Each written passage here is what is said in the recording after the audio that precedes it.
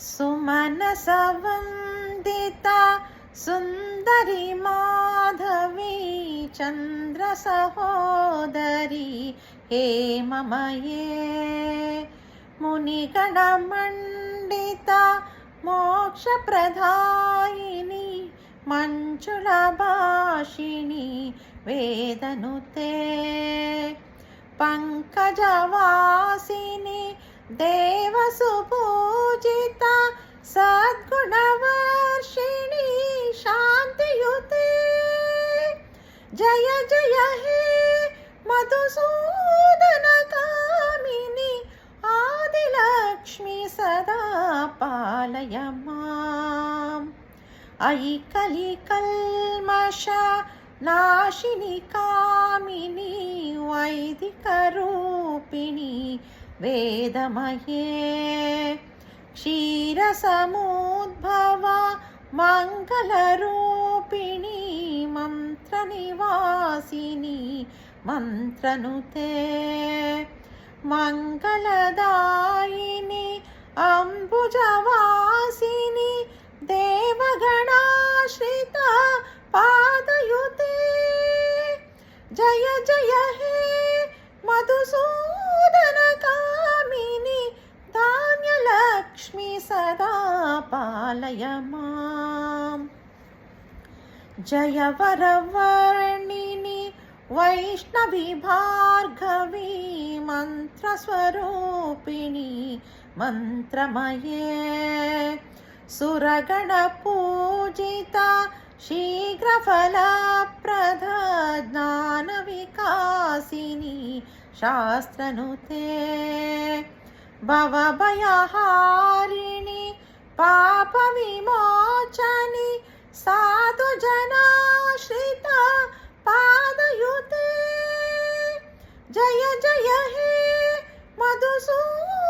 मधुसूदनकामिनी धैर्यलक्ष्मी सदा पालय माम् जय जय दुर्गते नाशिनी कामिनी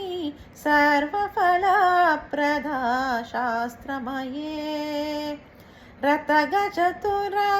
रतगजतुरगपदाति समावृता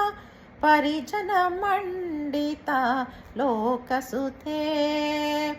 हरिहर ब्रह्मसु पूजिता सेविता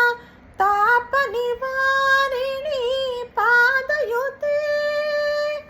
जय जय हे मधुसूदनकामिनी गजलक्ष्मी सदा पालय माम् अयि खगवाहिनी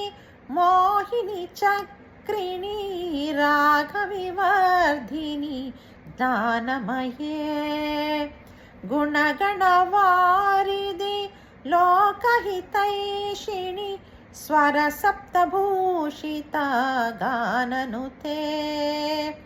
सकलसुरासुर देवमुनीश्वर मानववन्दिता पादयुते जय जय हे मधुसूदनकामिनी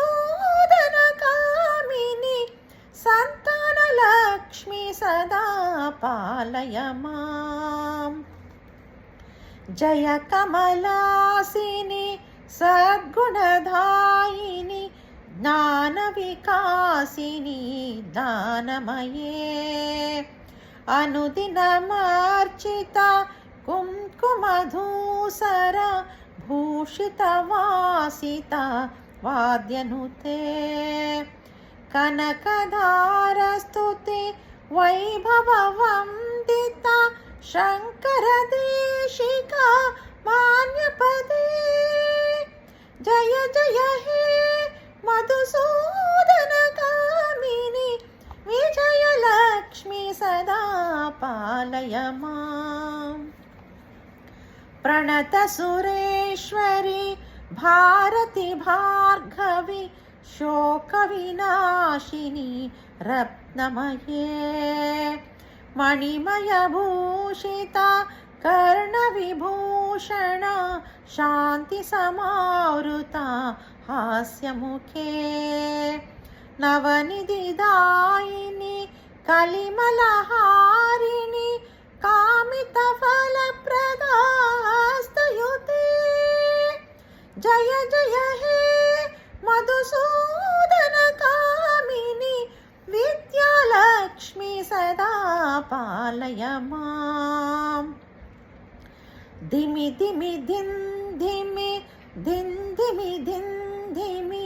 दुन्दुभिनाद सम्पूर्णमये घम घम घं घम घं घम घं घम शङ्खनिनादसुवाद्यनुते वेदपुराणेति हासुपूजिता वैदिकमार्गप्रदर्शयुते जय जय हे मधुसूदन कामिनि धनलक्ष्मी सदा पालय माम्